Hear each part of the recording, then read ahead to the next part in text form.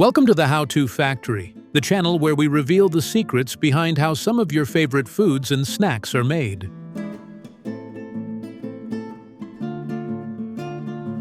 Raisins, tiny, wrinkled, and naturally sweet. Whether you eat them by the handful, toss them into oatmeal, or bake them into cookies, raisins are one of the oldest and most versatile dried fruits around. But have you ever wondered how plump grapes are transformed into those chewy little snacks you find in lunchboxes and cereal boxes everywhere? Today, we're taking you inside a raisin processing facility to show you how nature and technology work together to make this classic treat. Raisins have been around for thousands of years. Literally, ancient civilizations such as the Egyptians and Romans dried grapes under the sun to preserve them. They were used as snacks, medicine, and even as a form of currency. Fast forward to today, and raisin production is a carefully controlled process that ensures consistent quality, flavor, and safety in every bite. Before we dive in, if you love learning how everyday foods are made, don't forget to subscribe to the channel. We post videos just like this every week, and your support helps keep us going. Now let's head to California's Central Valley, home to the majority of the world's raisin supply, and see how these little dried grapes go from vineyard to vacuum-sealed box. It all starts with grapes, specifically seedless varieties like Thompson's seedless, which are ideal for raisin making thanks to their natural sweetness and thin skins. Grapes are harvested once they reach peak ripeness, usually between August and October. Timing is key here. Too early and they're not sweet enough. Too late and they risk damage or over-ripeness. Once picked, the grapes are typically dried in one of two ways: sun-drying or mechanical drying. For sun-dried raisins, the grapes are laid out on long rows of brown paper trays directly on the vineyard ground. They stay there for about 2 to 3 weeks, slowly losing moisture under the hot California sun. During this time, natural sugars concentrate, and the grapes wrinkle into that familiar raisin shape.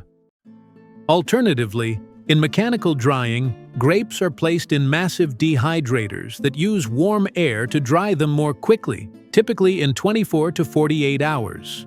This method provides greater control over the drying environment and reduces the risk of spoilage or pest infestations. Once dried, the raisins are gathered and transported to the processing facility, where the real transformation begins. First, they go through a cleaning process. Raisins are shaken, air blasted, and run through various screens to remove stems, leaves, dirt, and any remaining debris from the vineyard. Next, they're washed in food-safe water baths to remove any surface sugar or residue. Then they pass through inspection lines, where trained workers and advanced optical sorting machines scan for imperfections. Anything from underdeveloped raisins to leftover stems. After inspection, the raisins are reconditioned. This is where moisture is added back in, just a little, so they stay chewy and soft. Without this step, the raisins would be too dry and hard to enjoy. The moisture level is carefully calibrated to meet food safety standards, while maintaining that classic raisin texture. Now it's time for packaging. The raisins are portioned into individual snack boxes, bulk containers, or resealable pouches. Whether it's a tiny red box of sun-made raisins or a jumbo bag for baking, every package is filled, sealed, and labeled for freshness. From there, they are boxed up and shipped to grocery stores, bakeries, food manufacturers, and school cafeterias worldwide. And if you thought raisins were just a one-trick snack, think again. Golden raisins, flame raisins, and even chocolate-covered varieties are all made with slightly different processes and grapes, but the core steps remain the same: drying, cleaning, conditioning, and packing. So the next time you sprinkle some raisins into your trail mix or sneak a few straight from the box, you'll know just how much care and tradition go into every little chewy bite. Orange juice, bright, tangy, and packed with vitamin C. Whether it's part of your morning ritual or your go-to refreshment on a sunny day, orange juice is a staple in households around the world. But have you ever wondered how all that juicy goodness gets from the orchard to your fridge? Today, we're going inside an orange juice factory to see how this classic breakfast beverage is made on a massive scale. Orange juice has a long and juicy history.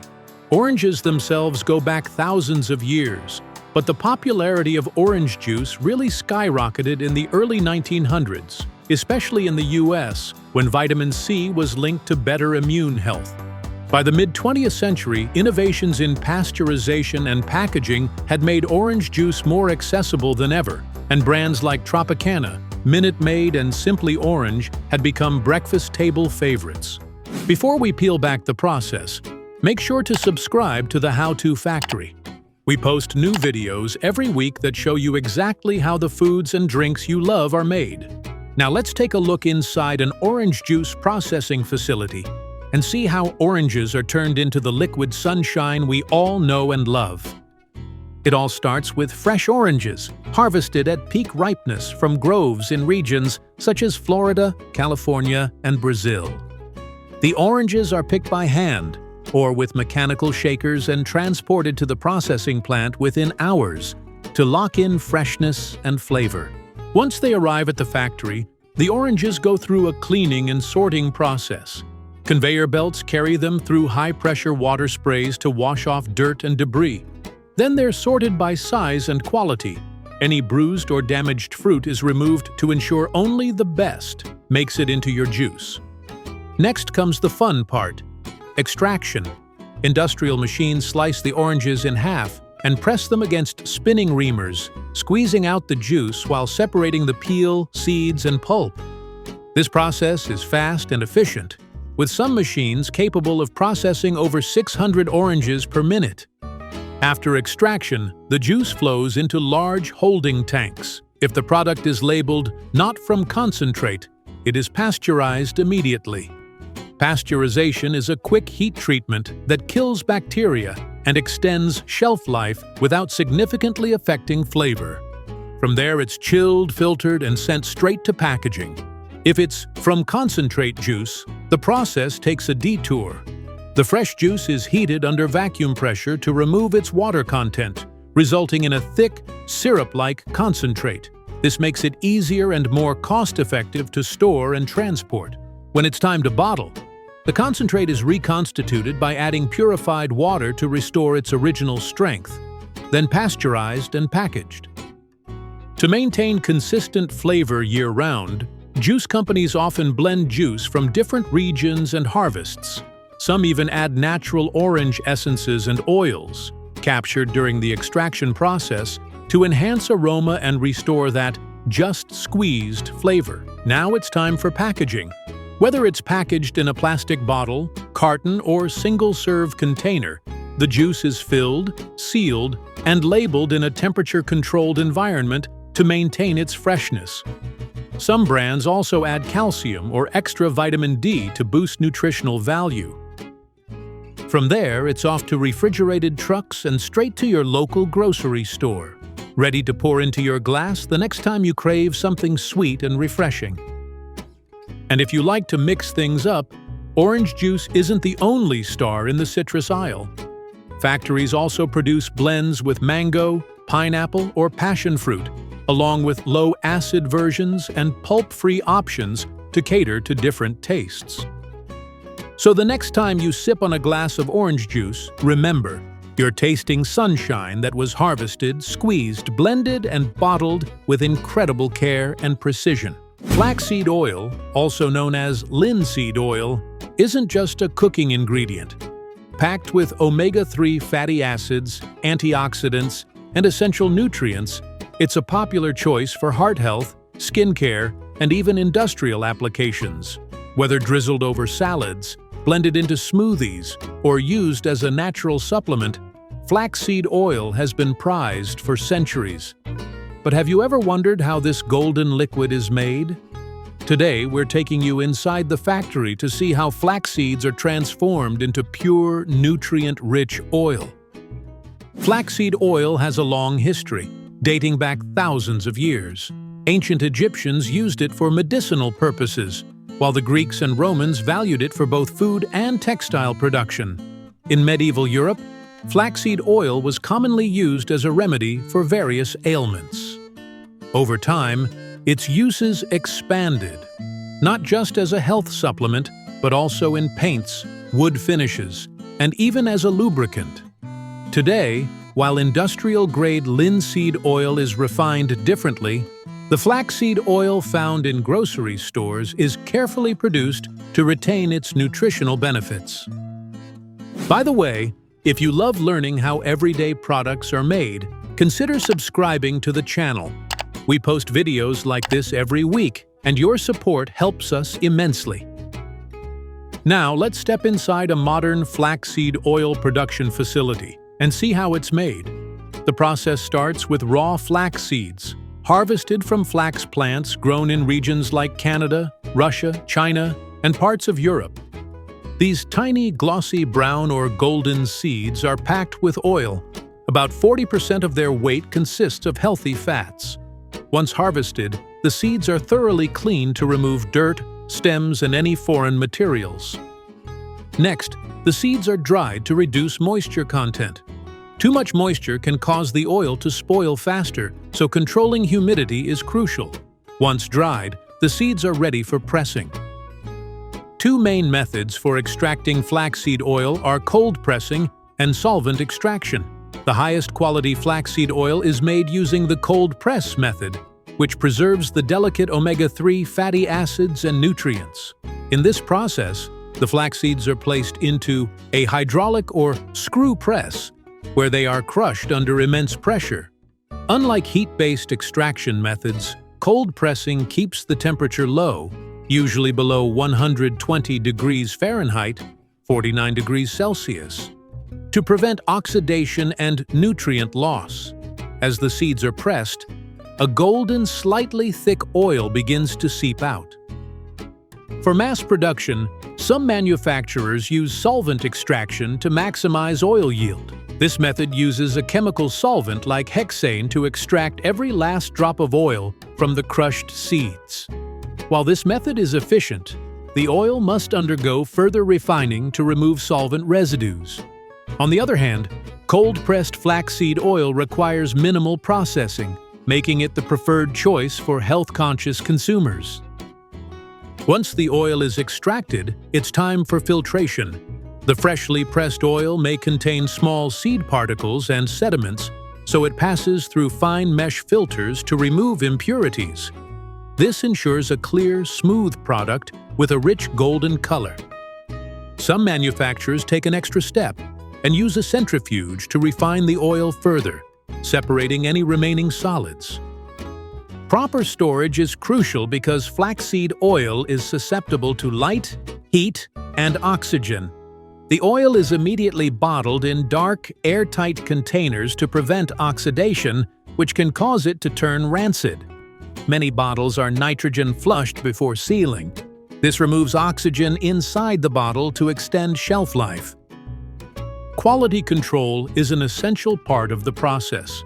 Each batch of oil undergoes testing for purity, acidity levels, and omega-3 content.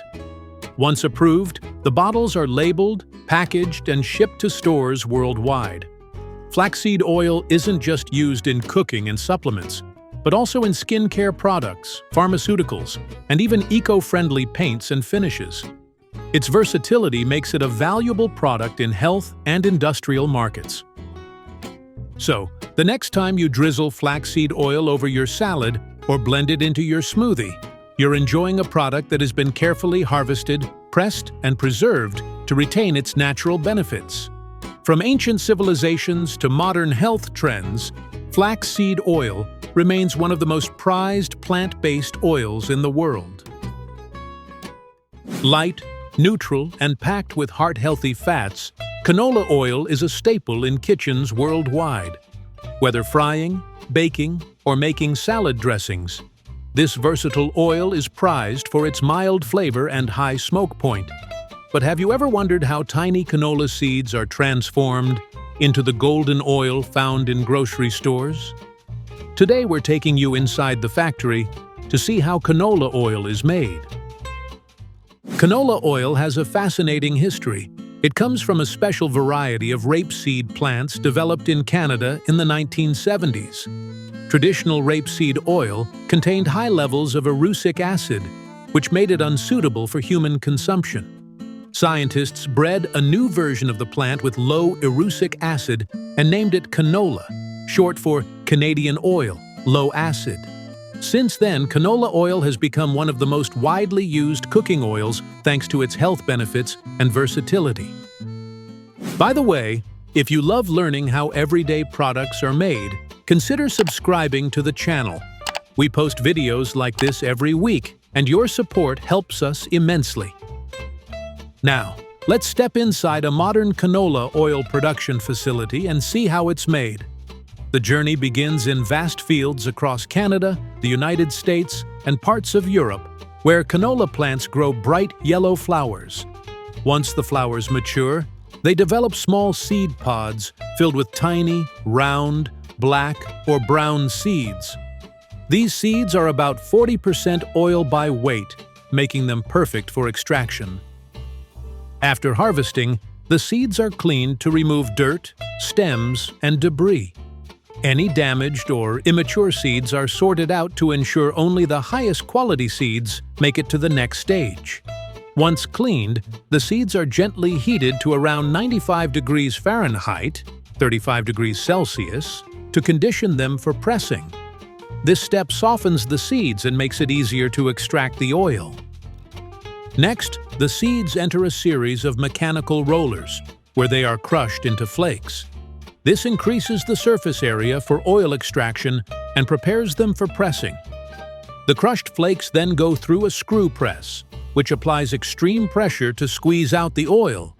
This step removes about 60 to 70% of the oil from the seeds. To extract the remaining oil, the pressed seed flakes go through a solvent extraction process. A food-grade solvent, typically hexane, is added to dissolve the leftover oil. The oil-rich solvent is then heated, allowing the hexane to evaporate and leaving behind pure canola oil. The hexane is later recovered and reused in a closed-loop system, ensuring efficiency and safety. Now the raw canola oil must be refined to remove impurities. The first step is degumming, where water or acid is added to remove gummy substances like phospholipids. Next comes neutralization, where the oil is treated with an alkaline solution to remove free fatty acids that can cause spoilage. After that, the oil undergoes bleaching, removing pigments and any remaining impurities, giving the oil a light appearance. The final refining step is deodorization. The oil is heated under a vacuum to remove any unwanted odors or flavors, resulting in the mild, neutral taste canola oil is known for. Some manufacturers may also perform winterization, a process that removes waxes to prevent cloudiness when stored at cool temperatures. Once refined, the canola oil is filtered one last time and sent to bottling. It's packaged in various containers, from large commercial jugs to smaller household bottles. Quality control tests ensure that each batch meets strict safety and purity standards before shipping the oil to grocery stores, restaurants, and food manufacturers worldwide. Canola oil isn't just for cooking. It's also used in margarine, mayonnaise, and even industrial products like biodiesel and lubricants. Its versatility and nutritional benefits make it one of the most popular vegetable oils globally. So, the next time you use canola oil in your kitchen, you're enjoying a product that has been carefully harvested, pressed, and refined to create a smooth, neutral oil that enhances countless dishes.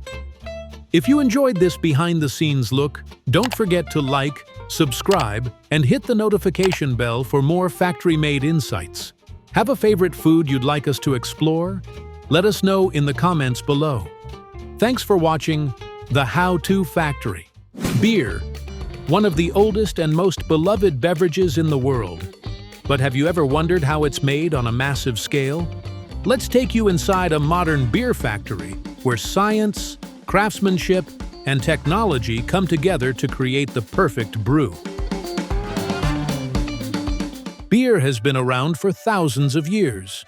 Some of the earliest evidence of beer production dates back to ancient Mesopotamia, around 5000 BCE, where the Sumerians brewed a primitive form of beer using barley. The Egyptians, too, embraced beer, making it a staple of their daily diet. By the Middle Ages, beer had become an essential part of European culture, with monasteries perfecting brewing techniques and developing many styles still enjoyed today. Over the centuries, brewing evolved from small-scale craftsmanship to a global industry, using modern technology to ensure consistency and quality. It all starts with 4 simple ingredients: water, malted barley, hops, and yeast. But don't let the simplicity fool you.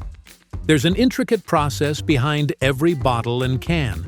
Each ingredient plays a crucial role, and their origins contribute to the unique character of the final product. The primary component is water sourced from underground wells, rivers, or municipal systems, and is often treated to achieve the proper mineral balance.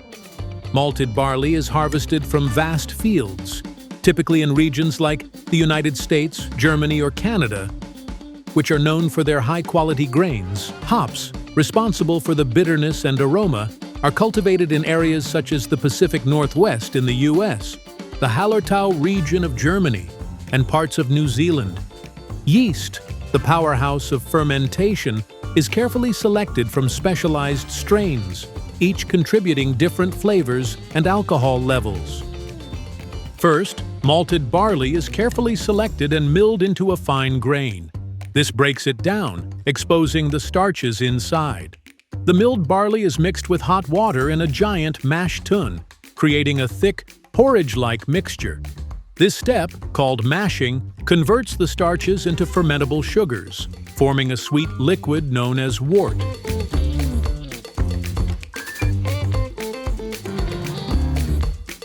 Once the wort is ready, it's transferred to a massive brew kettle, where it's boiled and hops are added.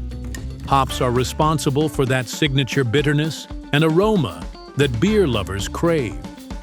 Depending on the type of beer being brewed, different varieties and amounts of hops are used to achieve unique flavors.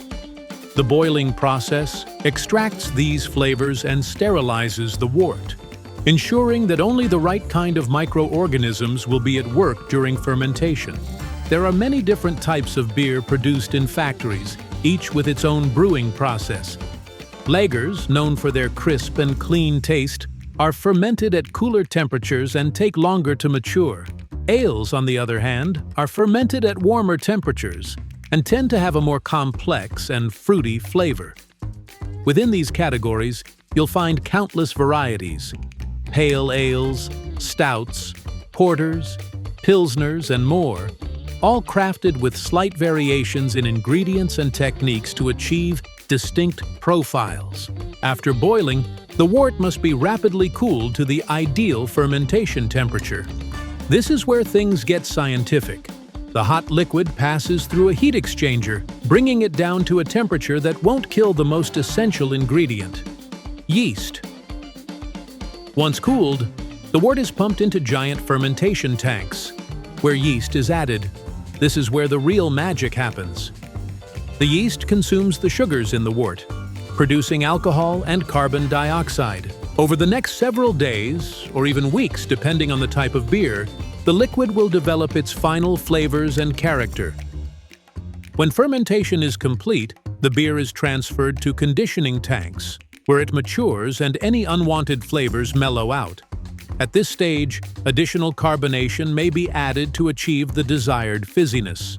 Then, it's time for filtration.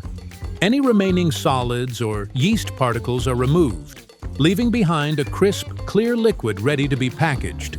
Finally, the beer is sent down an automated production line, where bottles, cans, and kegs are filled, sealed, and labeled with precision. Quality control is key. Each batch is tested to ensure consistency in taste, alcohol content, and freshness. From there, the beer is packed into cases and shipped out to stores, bars, and restaurants, ready to be enjoyed worldwide by beer lovers. And just like that, what started as a handful of simple ingredients has become a refreshing, flavorful beverage enjoyed by millions. So next time you crack open a cold one, take a moment to appreciate the incredible journey it took to get there. Cheers! If you enjoyed this behind-the-scenes look, don't forget to like, subscribe, and hit the notification bell for more fascinating factory tours. Bratwurst, a staple of German cuisine and a beloved sausage enjoyed worldwide. But have you ever wondered how factory-made bratwurst is produced on a massive scale? Let's take you inside a modern sausage factory where time-honored tradition meets advanced technology to create the perfect bratwurst.